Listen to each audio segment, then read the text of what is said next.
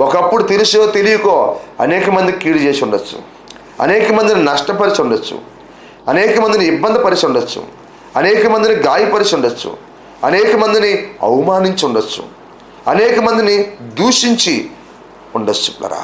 కానీ ఈరోజును ప్రభువైన యేసుక్రీస్తుల వారిని సొంత రక్షకునిగా అంగీకరించినటువంటి నువ్వు నీ ద్వారా ఇతరులకు కీడు జరగకూడదు, మేలు చేసేది నేర్చుకోవాలి. నువ్వు అన్నీ నేర్చుకున్నారు కానీ మంచిగా ఎలా బ్రతకాలా, నీతిగా ఎలా బ్రతకాలా, నిజాయితీగా ఎలా బ్రతకాలా, యథార్థంగా ఎలా బ్రతకాలా, పరిశుద్ధంగా ఎలా బ్రతకాలా అన్న విషయాలు మనుషులు నేర్చుకోలేకపోతున్నారు ఈరోజు.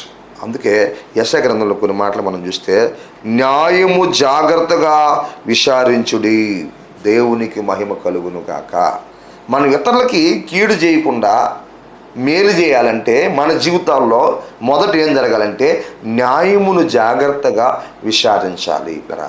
ఏది న్యాయమా, ఏది అన్యాయమా, ఏది మంచా, ఏది చెడా అని మనము న్యాయమును జాగ్రత్తగా విచారించాలి.